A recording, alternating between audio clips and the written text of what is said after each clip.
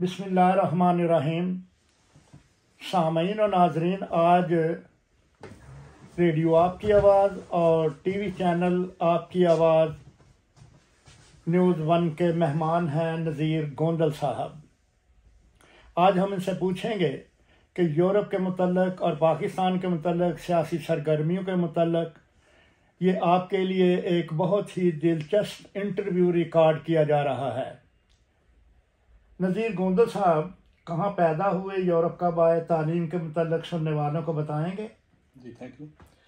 सबसे पहले तो आपका और राजेश साहब का बहुत शुक्रिया, आप तशरीफ़ लाए, आपकी मोहब्बत का बहुत ज़्यादा शुक्रिया। तो उसके बाद जी मैं पाकिस्तान में मंडी बहाउद्दीन डिस्ट्रिक्ट एक और उसका एक गांव है चोटदीरा, हमारे मंडी बहाउद्दीन करके माशाल्लाह बहुत मशहूर गांव है चोटदीरा, वहाँ पे पैदा हुआ 1974 में। आपकी तंजीम में आपका राब्ता पूरी दुनिया में इंटरनेट के ज़रिए है, क्योंकि ये मैं सुन चुका हूँ रेडियो पर इंटरव्यू के दौरान। जी आपका जो राब्ता दूसरी तंजीमों के साथ यूरोप में है, अमेरिका में है, कनाडा में है, जहाँ जहाँ भी है, आप सुनने वालों को अपने काम के मुतालिक थोड़ा सा आगाह तो करें। जी सर जी, हम लोगों ने सब ने मिल के एक तंजीम बनाई है जिसका नाम रखा ओवरसीज़, इंटरनेशनल ओवरसीज फोरम। जी जी। और वो तकरीबन हमारी इस वक्त मोर देन 55 कंट्री में रजिस्टर हो चुकी है और हम काम कर रहे हैं। और मैं समझता हूँ कि जिस तरीके से जिस तरह हम ओवरसीयर पाकिस्तानी मंडी बहाउद्दीन डिस्ट्रिक्ट के अपने लोगों के लिए, अपने मंडी बहाउद्दीन लोगों के लिए जो जो काम कर रहे हैं, अगर हर ज़िले में सारे ओवरसीज पाकिस्तानी अगर इस तरह काम करें तो यकीन जाने हर डिस्ट्रिक्ट एक आइडियल डिस्ट्रिक्ट बन जाए। और हमारे जो काम है, हम तकरीबन काफ़ी अरसे से ये काम कर रहे हैं, फ्लाई काम कर रहे हैं। हमारा जो चेयरमैन है वो शायद रज़ा रंजन साहब हैं जो न्यूयॉर्क में होते हैं, उनका ये समझ लें कि एक आइडिया भी था, उनका ये एक आइडिया था। तो उन्होंने सब ने हमने मिल के एक तंजीम जब रजिस्टर की, तो उसके बाद हमारा जो मिशन है ना, वो तकरीबन हर साल तकरीबन 80-90 बच्चियों को, यतीम बच्चियों की, गरीब लोगों की बच्चियों की शादी करवाते हैं। और हर साल तकरीबन पिछले 4-5 साल से हम 300 मोर देन 300 एवरी ईयर्स को 300-400 लोगों को जो है ना वो चाह प्रोवाइड करते हैं। किसी को रक्षा लेकर देते हैं, किसी को गाड़ियाँ धोने की शाह बना देते हैं, किसी को वैसे शाह बना देते हैं, और जो गरीब किसान हैं उनको बगैर सूद के कर्जा देते हैं। तो इस तरह करके काफ़ी सारे, और जो आइडियल जो है ना इंटेलिजेंट और ज़हीन बच्चियाँ या बच्चे जो पढ़ सकते हैं उनको साथ वजीफ़ा देते हैं, उनकी एजुकेशन में मदद करते हैं। ये तो आपने बताया कि बैरून मुल्क जो लोग हैं आपके तामुन के साथ ये इस तंजीम को चलाने के लिए हरकत में हैं, लेकिन पाकिस्तान में इसको ऑर्गेनाइज कौन कर रहा है, इसको डिस्ट्रीब्यूट कौन कर रहा है, देखभाल कौन कर रहा है? और आपने भी फरमाया कि बच्चियों को तालीम देनी, फलाही काम करने, सोशल वर्क करना, उसके लिए भी तो आपको एक अमले की ज़रूरत है। आप उनका जिक्र करना पसंद फरमाएंगे? बिल्कुल जी, वाई नॉट, क्यों नहीं। आपने बड़ा अच्छा सवाल पूछा कि हमने एक स्पेशल जगह ली हुई है, बल्कि हमारे एक दोस्त हैं जो फ्रांस के ओवरसीज फोरम के प्रेसिडेंट हैं, चौधरी तारिक गोंदल साहब, उनका जगह है, उनका अपना एक उनका दफ्तर था इधर डीसी ऑफिस जो है मंडी बहाउद्दीन उसके साथ। तो उन्होंने वो दफ्तर जगह दी हुई है, वहाँ पे हमने दफ्तर बनाकर उसमें 2 हमारे वकील हैं जो माशाल्लाह टॉप के वकील हैं, और 3-4 और बंदे हैं जिनको हम सैलरी हर महीने देते हैं, और जो ये सारा काम इसको मैनेज करते हैं। किसको जो बाकायदा एप्लीकेशन होती हैं कि इस बच्ची का शादी के लिए कोई एप्लीकेशन देता है, कोई रक्षा लेने के लिए एप्लीकेशन देता है, उनका बाकायदा इंटरव्यू होता है थ्रू प्रॉपर चैनल, अच्छे तरीके से जांच पड़ताल करके कि बाकी इसको ज़रूरत है, इसके काबिल है, तो तब उसको वो रक्षा दिया जाता है या उस बच्ची की शादी की जाती है। हमारा पूरा एक अमला है, पूरा सेटअप है। यानी मैं ये बात समझने में हक बजानिब हूँ कि जो पाकिस्तान में आग फलाई काम कर रहे हैं, क्या हुकूमत के भी नोटिस में है? जी ऑफ कोर्स। ये जब पहले पिछले अक्सर अभी बल्कि कोई महीना पहले असेंबली में जो है ना नूर आलम खान साहब, उन्होंने बाकायदा बताया कि जो मंडी बहाउद्दीन को ओवरसीज के लोग हैं वो कैसे काम करते हैं। बल्कि अभी एक 10 दिन पहले एक ओवरसीज हॉस्पिटल बना है मंडी बहाउद्दीन में, और जिसमें इतने लोगों ने मेरा ख्याल जिसने कम से कम 2-3 करोड़ की उसमें जो जमा हो चुके हैं, जो लोगों ने पैसे दिए हैं, फंडिंग हो चुकी है स्टेट ने। और उसमें वो हॉस्पिटल जो है रनिंग है, अभी चल रहा है, वहाँ पे लोग ट्रीटमेंट करवा रहे हैं, इलाज करवा रहे हैं। बल्कि जितने प्राइवेट हॉस्पिटल थे वहाँ पे जब लेडीज़ को जाती थी डिलीवरी केस के लिए, तो वो पहला उनका काम ये होता था ऑपरेशन।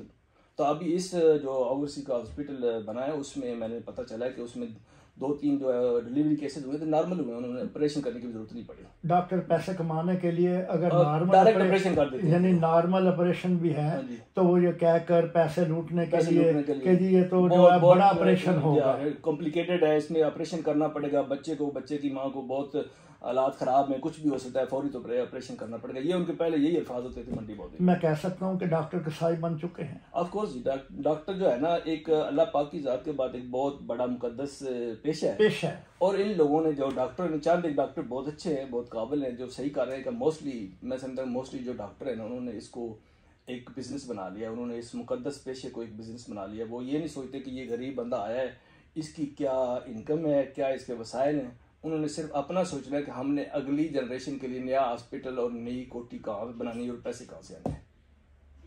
हराम की कमाई से वो डरते नहीं हैं कि इसका असर उनकी औलादों पर पड़ेगा। ऑफ कोर्स जी बिल्कुल पड़ेगा। बेशुमार डॉक्टरों की औलादें जो है अगर गलत रास्ते पे जा रही हैं तो रिज़्क़ हराम जो है उसके नताज भी तो भयानक होते हैं। बिल्कुल भयानक होते हैं। आप तालीम याफ्ता है, मैं इसलिए सवाल कर रहा हूं। बिल्कुल ही भयानक होते हैं। अब मुझे इसमें अगर मैं थोड़ा सा छोटा सा अपना जाती वाकया शेयर कर दूं, बताएं। जो है ना एक बट हॉस्पिटल है गुजरात में, वहाँ पे डॉक्टर साहब हैं, वो उन्होंने बाद लिखा हुआ न्यूरो सर्जन है।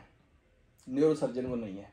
गुजरात का बहुत आइडियल और मशहूर हॉस्पिटल है भट्ट साहब का, ठीक है, लेकिन वो न्यूरो सर्जन नहीं है। लोगों को बताते हैं कि मैं न्यूरो सर्जन हूँ, झूठ बोलते हैं। और लोगों के दिमाग पे जो लोगों का ऑपरेशन करते हैं वो गलत करते हैं, क्योंकि उसकी वजह ये कि मुझे उसका इसलिए यकीन है कि जब मेरे भाई का एक्सीडेंट हुआ, वो भाई मतलब जो उनकी तस्वीर लगी हुआ एक्सीडेंट में डेंजरस बहुत ज़्यादा उनको चोट आई, तो उनको वहाँ पे ले गए। उन्होंने कहा जी कोई मसला नहीं, अभी आप ऑपरेशन करते हैं तो 2 घंटे बाद नॉर्मल होश है, आप बात कर लेंगे। ऑपरेशन किया तो फिर उन्होंने 1 घंटे उनसे, क्योंकि उनके पास तो नहीं एक्सपीरियंस भी नहीं था, एजुकेशन नहीं थी, क्योंकि लेकिन लोगों ने कहा था बहुत अच्छा हॉस्पिटल है हमें, और बताया गया था इतनी बड़ी चोट ही नहीं। उसने कहा नहीं जी आधे घंटे बाद जी वो ब्लड दूसरी तरफ चला गया, दूसरा ऑपरेशन करना पड़ेगा। हमने कहा कि यार अगर तेरे से काम नहीं होता हमें बता, फौरी तौर पे हमें अफोर्ड कर सकते हैं, लाहौर ले जाते, इस्लामाबाद ले जाते। नहीं कोई मसला ही नहीं, दूसरा ऑपरेशन कर दिया उसने। खैर मेरे भाई की जिंदगी इतनी थी, वो दूसरे दिन एक्सपायर हो गया, अल्लाह को प्यारे हो गए। तो मैंने उसके ऊपर केस कर दिया। जब उसके मेरे ऊपर केस किया PMDC में इस्लामाबाद में, और 2 साल चलता रहा।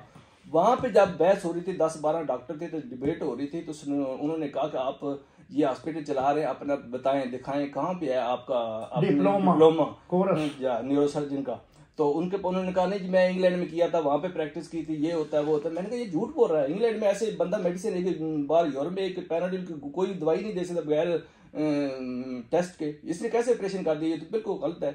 लेकिन बार उसका वो चलते चलते उसने कुछ दिखाया, ये वो पता है ये माफी ऐसे होता है।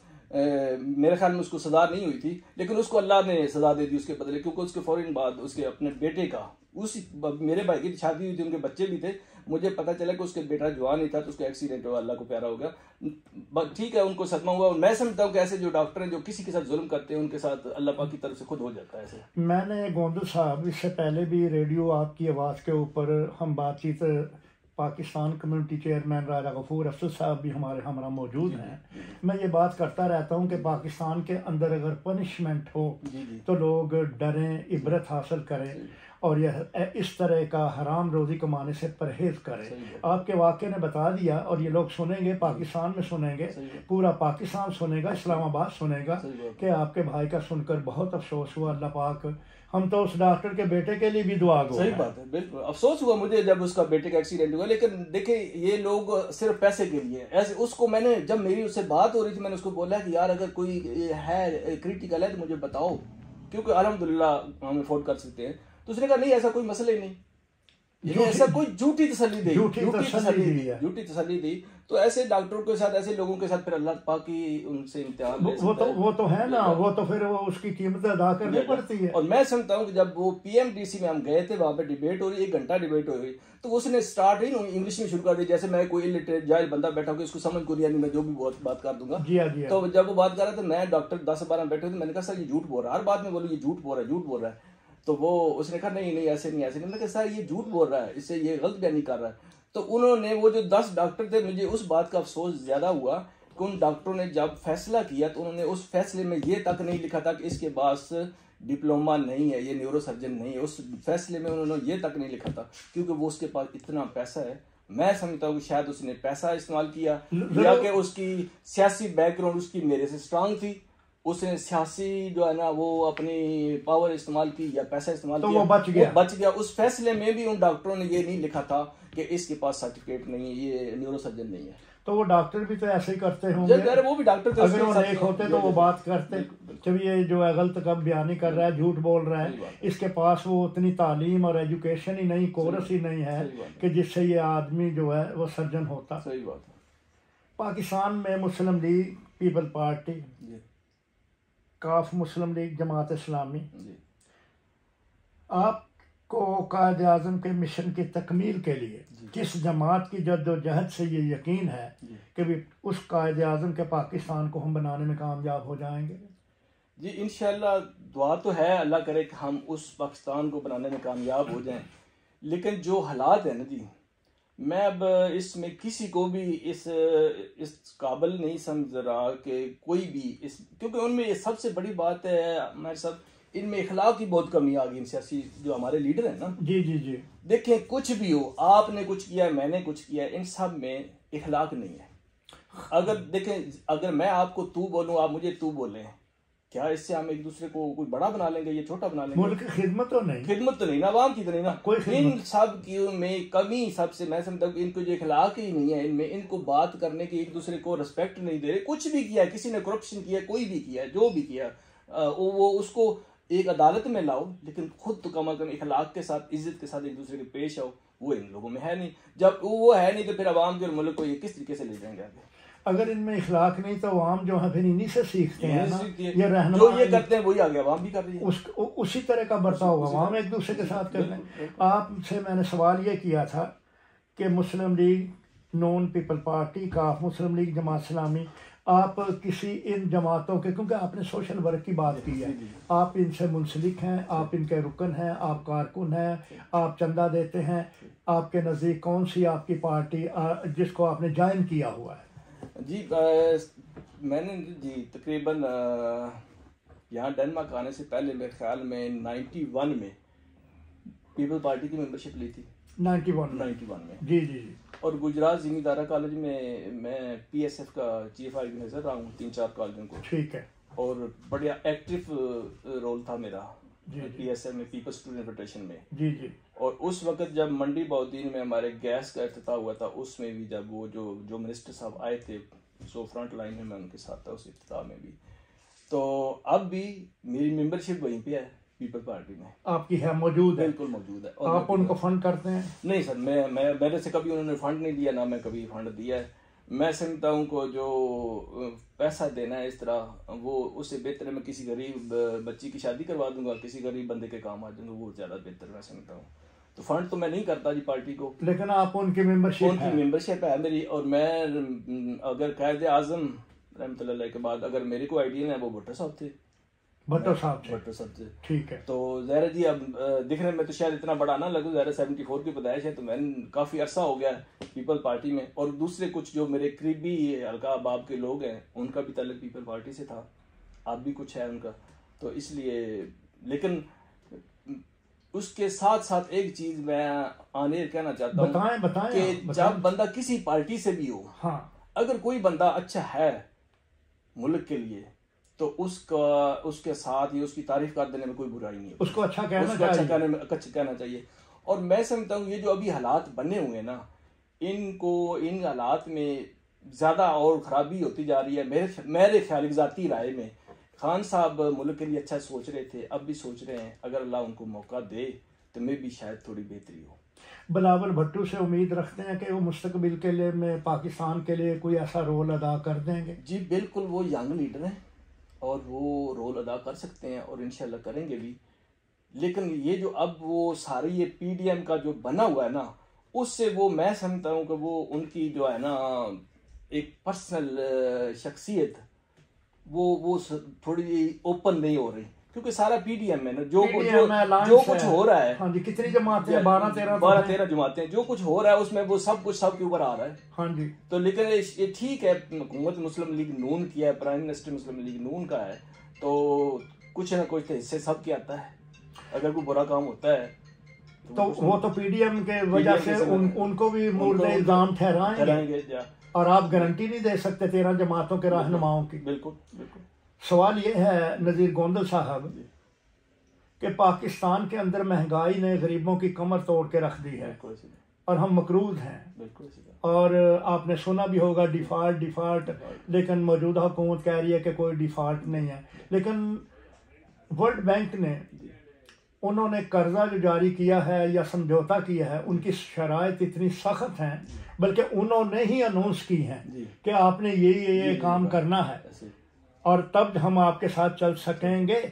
और उससे तो मेरा ख्याल है कि गरीब आदमी ज़िंदगी में मर गया, उसकी तो ज़िंदगी ख़त्म हो गई। मैं सब यकीन जाने पाकिस्तान में इतनी महंगाई हो चुकी है ना, इतनी महंगाई, लोग जो है ना अमीर वो अमीर होते जा रहे। फॉर एग्जाम्पल एक बंदे का कोई कारोबार बिजनेस है, सरिये का है, सीमेंट का है या भट्ट है, कोई भी है, वो उसकी कीमत जब पीछे बढ़ेगी और बढ़ा देगा, उसकी तो जेब में वही पैसे आ जाएंगे। जी है। मरना किसने? एक गरीब ने। हाँ। या जो तनख्वाहदार तबका है उन्होंने मरना। वो पिसते जा रहे हैं, अमीर जो है उनको फर्क को नहीं पड़ता, वो अमीरदार होते जा रहे हैं।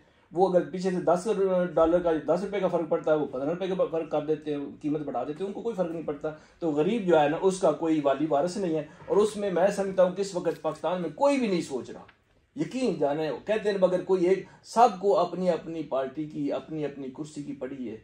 कोई भी कहे कि ये इस वक्त पाकिस्तान में गरीबों का सोचे, नहीं, कोई नहीं सोच रहा। अगर सोचें तो क्यों नहीं एक टेबल पे बैठ जाते, क्यों नहीं एक दूसरे का एहतराम करते, एक टेबल पे बैठे डायलॉग करें, बेहतरी के लिए एक फार्मूला बनाएं, बेहतरी के लिए, मुल्क के लिए। यार देखिए मार साहब, अगर यही जितने सियासतदान अगर इनके घर में इस तरह की प्रॉब्लम हो, यकीन जाने ये दूसरे दिन शाम को कोशिश करें, बैठ जाओ, ये करें वो करके, यार हमारा घर खराब हो जाएगा, हमारा फैमिली तबाह हो जाएगी, हमारा ये नाम है, हमारा वकार है, वो उसके लिए सारे बैठ जाएंगे। जो हमारी माँ है, हमारा मुल्क है, उसके लिए नहीं बैठेंगे। उसके लिए यही कहेंगे नहीं इसको निकाल दो, इसको निकाल दो, ये कर दो, वो कर दो, या मेरी शराइत मान लो। ऐसे नहीं करते यार, जो भी है मुल्क के नगमे गाते हैं ऐसे। अब आप बताए हमारे हम बाहर पाकिस्तान का जब नाम बताते हैं हम पाकिस्तानी हैं, क्या हमें वो इज्जत मिलती है जो आज से 50 साल पहले मिलती? नहीं मिलती ना। हाँ। उसकी वजह क्या है? ये हमारे करप्ट पॉलिटिशियन ऐसे है ना जी।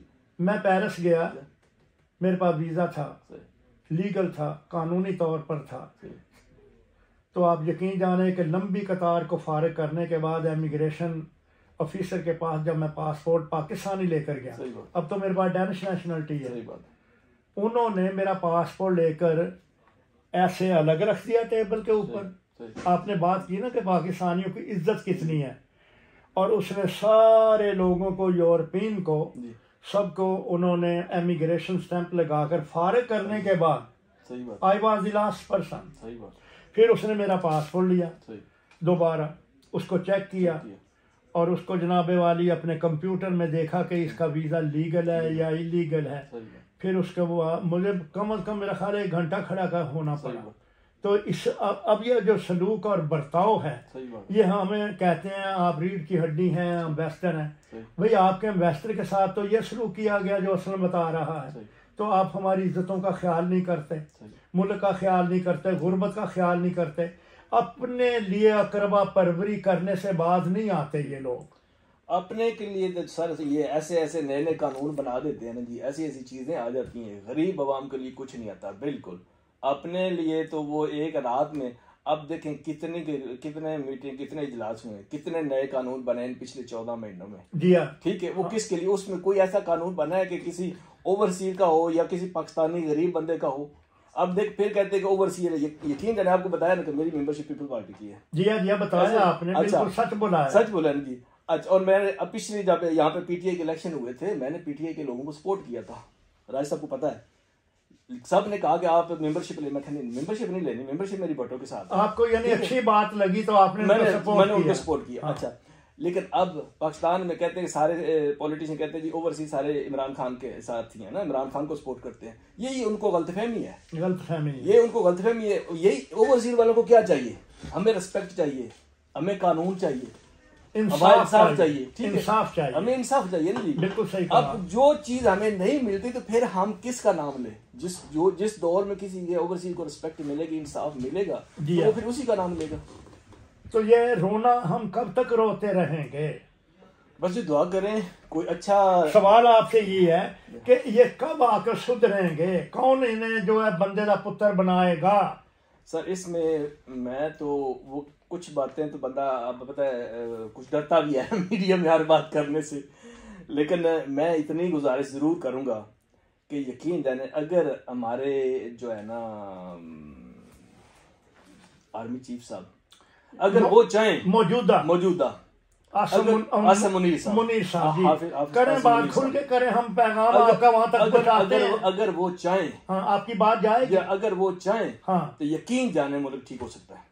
अच्छा जी, अगर आसिम मुनीर साहब चाहें तो मुल्क ठीक हो सकता है, खलूस नीयत से वो चाहे तो, क्योंकि डिसिप्लिन है हमारी फौज। मैं कहता हूँ कि जी मैं किसी को भी, मैं ये नहीं कहता कि इमरान खान साहब सही है, मियाँ साहब सही है, जरदारी साहब सही है, बिलावल साहब सही है, ठीक है यार जस्टिस करें। हाँ, हमारे जज नहीं बैठे हुए, इंसाफ करें जो भी है। अभी मसलन मैं सबसे पहले हमने वो बात हमने की ही नहीं कि 9 मई का वाकया, उसकी मैं भी मजम्मत करता हूँ। हाँ। लेकिन अब यकीन जाने जो बेचारे जो मासूम लोग जिनका कोई अमल दखल ही नहीं दिया उनके साथ उनको पकड़ कर डाला हुआ है। लेकिन वो ये भी कहते हैं लेकिन जो मुजरिम है उसको सजा दें, हम उसके साथ, आपके साथ है आर्मी का, और हम आर्मी हमारे दिल में है। यकीन जाने जिस तरह हमारा मुल्क हमारी माँ है, हमारा पाकिस्तान है, उसी तरह आर्मी है, क्योंकि आर्मी है तो मुल्क है, ठीक है, मुल्क है तो हम है, ऐसे ही नहीं, मुल्क है तो हम है बिल्कुल, और आर्मी है तो मुल्क है।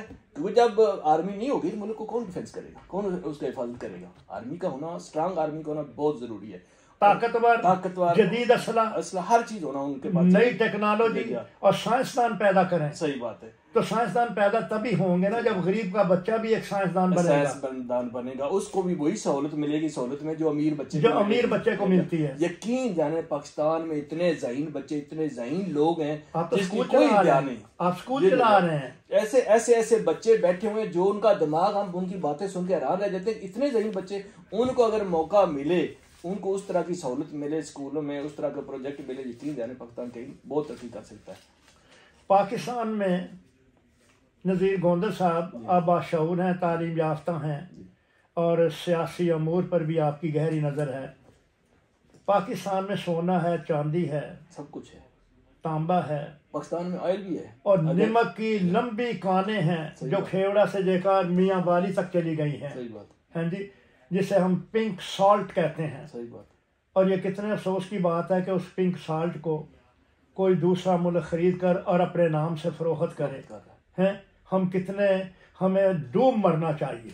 सर पता कि हम जो पाकिस्तानी है ना, हम शॉर्ट टर्म में देखते हैं जी, शॉर्ट टर्म। हाँ, अब आपको शायद मेरे से ज्यादा पता होगा, काफी अरसा पहले ये जो चावल बनास्पति राइस जो चावल था वो आया था, तो वो किसी और ने मिक्स कर लिया, इंडिया वाले को दे दिया, उन्होंने आगे अपना स्टैम्प लगा के बेच दिया। अब मेरा जितना भी बनास्पति चावल आता है उसके ऊपर इंडिया वालों का नाम लिखा होता है, लेकिन मोस्टली उसको चावल पाकिस्तान का था, पाकिस्तान से आता। आपका इलाका गुजरांवाले का इलाका, ये तो चावल होता था, गुजरांवाले मंडी बहुत दिन में ज्यादा चावल होता था, तो लेकिन वो हालिया में होता है, तो वो क्या नाम उन्होंने बना लिया। यकीन है ना, हमारे जो बिजनेसमैन है ना, वो ट्रेडर, वो भी ईमानदारी से बिजनेस नहीं कर सके। अगर ईमानदारी से करे ना, हमारा बिजनेस, हमारे मुल्क में बहुत सारी चीजें जो बाहर आ सकती है, लेकिन वो क्या करेंगे, 2 दफा अच्छी चीज भेजी है ना, तीसरी दफा मिलावट कर देंगे।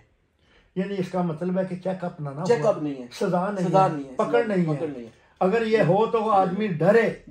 अब देखें यहाँ जिस मुल्क में हम रह रहे हैं, ठीक है, आप यहाँ दुकान कर रहे हैं, कोई आदमी आकर आपको बेइज्जत नहीं कर सकता, आपके कागजात मुकम्मल हैं, बिल्कुल, आप उनको सही वो सामान देते हैं जो आपको प्योर बड़ी मार्केटों से मिलता है, आप उसके अंदर आमेजश नहीं करते, बिल्कुल हैं जी। वहाँ पर तो मिर्चें और ये साफ नहीं है, उसके अंदर ईंटें पीस कर बेच देते हैं। यकीन जाने वहाँ पे आधी बीमारी मिलावट की वजह से है, आधी बीमारी मिलावट की वजह से है। पानी खड़ा है, डेंगू पैदा हो जाता है। मैंने इस पे फिर एक छोटा सा मैं अपना किस्सा सुना देता हूँ। सुना। अच्छा, हमारा भट्टा है, मैं भट्टे बैठा हुआ एक दिन थे, वो ना भट्टे के ऊपर, ईंटों के ऊपर नमक डाला जाता है, जो पथरीला नमक होता है ना, वो तो रक्शे वाला नमक लेकर आया। तो वो मैंने वैसे उसे गपशप लगाना शुरू कर दी, मैं कहा यार तू इतना थोड़ा सा नमक लाया, इससे तेरा कैसे चलता है, कैसे गुजारा होता है? तो कहता नहीं मैं ये बहुत सारा बहुत आगे पीछे बेचता हूँ। मैं किधर किधर बेचता है, ये तो पत्थर वाला नमक है, तू ये किधर बेचता है, किसको मिलावट करवाता है? वो हमारे मलक वाले शहर में ना जी एक फैक्ट्री है, वो सर्फ भी बनाते हैं, साबुन भी बनाते हैं, तो कहता है उसका नाम, अच्छी बात नहीं उसका नाम नहीं, नाम ना तो वो कहता है मैं उनको देता हूँ, तो वो सर्फ में ये डालते हैं नमक जो पथरीला नमक है ना, पथरीला नमक ये उसमें सर्फ में डालते हैं। वो सर्फ किधर जाता है? वो मशीनों में, जिसमें जो कपड़े धोने वाली मशीनों उनमें वो सर्फ इस्तेमाल होता है। उसके 2 दिन बाद, हमारी बहुत बड़ी फैमिली है, हाँ जी, हमारी कुछ मशीनें जो है ना घर में जो है ना वो कोई 1-2 खराब हुई कपड़े धोने वाली, तो मैंने मैकेनिक आया, भतीजे मैंने मैकेनिक को बुलाया, तो उसने खोली, जब मैं देखा तो वो उस मशीन का जो अंदर घूमता है ना उसके नीचे वो साइट वो जमा हुआ भारी पथरीला पत्थर, वो जमा ब्लॉक किया हुआ पत्थर था। उस दिन मैंने अंदाजा लगाया कि ये जो नमक वो उस सर्फ में इस्तेमाल होता है, वो सर्फ कपड़े में जाता है, मशीन की तबाही करती है, उस कपड़े की तबाही करती है। वो जो कपड़ा 2 साल चलना होता है वो 6 महीने भी नहीं चलता। वो मशीन, वाशिंग मशीन जो है जिसने 10 साल चलना होता है, यहाँ पे कभी देखा वाशिंग मशीन बाहर जा रही है खराब हो गई? क्योंकि यहाँ पे उस सर्फ में मिलावट नहीं है, मिलावट नहीं है। अब खाली एक सर्फ में मिलावट की वजह से लोगों के कितने कपड़े जल्दी फट जाते हैं, मशीनें जल्दी खराब हो जाती है। ये नहीं कि, और जो सुरख हमारे अंदाजा कर रहे हैं उसमें क्या क्या कुछ मिलाते हैं। ओपन आफ्ताब टीवी पर कहता है, उसने कहा कि हल्दी में चाक मिलाया जाता है। तो उन लोगों को इस चीज का एहसास ही नहीं कि हमने आगे भी जाना है, मरना भी है, खुदा को हिसाब भी देना है। अच्छा, मैं यहाँ पे एक सवाल और करूंगा, मुझे इशारा मिल गया है अभी क्लोजिंग का। आपने, मैं पेट्रोल की बात की, मैंने एक बाकायदा डॉक्यूमेंट्री फिल्म देखी कि कराची में उन्होंने ड्रिलिंग की और नीचे पेट्रोल है, तेल है, सब कुछ है, वो निकल सकता है, हुकूमत क्यों नहीं निकालती? एक तो बात ये है, हुकूमत क्यों नहीं निकालती, और दूसरी बात यह है कि हम दुनिया में, मेरे नौजवान, मेरे मुल्क के नौजवान, खूबसूरत नौजवान, तालीम याफ्ता नौजवान, माओ के जिगर गोशे नौकरी की तलाश में धक्के क्यों खा रहे हैं? सर ये फिर वही आ जाता है कि हमारे पॉलिटिशियन बात करें, बताएं, हमारे पॉलिटिशियन अगर मुल्क में वो इतने वसाइल पैदा करें जिससे लोग जो पढ़े लिखे हैं वो वहाँ पे रहें, और जो अनपढ़ हैं उनको तालीम दें, वहाँ पे उनको हुनर दें, वहाँ पे वो कुछ कर सकें, लेकिन वहाँ पे वो वसाइल नहीं है। वहाँ पे उन लोगों को वो जिस चीज़ के काबिल है उनको वो चीज़ मिलती नहीं है। अगर किसी की अच्छी टॉप की तालीम है, उसने आगे जाना है, तो उसे इतने पैसे मांगे जाते हैं किसी अच्छी जॉब के लिए कि वो अफोर्ड ही नहीं कर सकता। वो उस मकाम पे, जिस मकाम की उसकी तालीम है, उस मकाम पे पहुँच नहीं सकता। फिर हमारे लिए अगर हिसार की दिफा की अगर कोई कंक्रीट की दीवार है तो वो सिर्फ और सिर्फ फौज है जो हिफाजत कर रही है। अपनी पसंद का कोई शेर तो गोंद साहब सुनाए।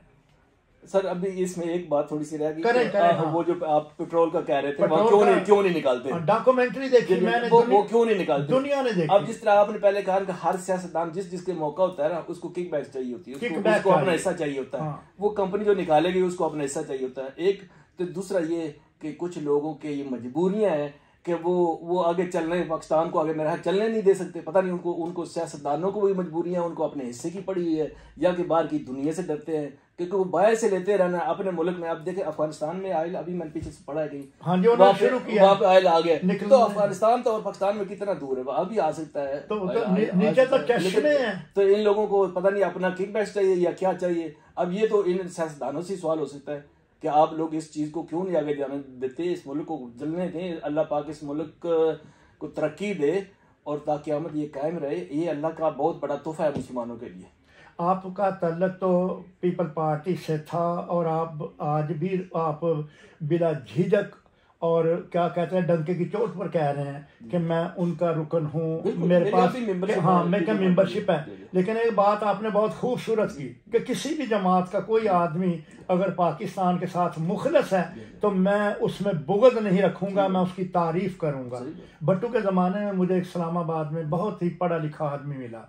मैं ये बात अपने सुनने वालों को बताना चाहता हूँ, रेडियो आपकी आवाज़, टीवी चैनल आपकी आवाज़ और न्यूज़ 1 सामीन और नाजरीन, पाकिस्तान के अंदर जो तेल है इसके चश्मे ईरान की तरफ जाते हैं। मैं ये बात बताना चाहता हूँ कि समुंदर में कराची में जो पेट्रोल दरियाफ्त हुआ है, इसके चश्मे जो हैं नीचे पाकिस्तान के समुंदर से ईरान की तरफ रवां दवां हैं। क्यों नहीं पेट्रोल निकालते? क्या आने वाली नस्लों की तुम्हें फिक्र नहीं है? कब तक 1000 साल तक जिंदा रहोगे? अगर ना तुमने ये काम किया तो आसमान पर अल्लाह ताला देख रहा है।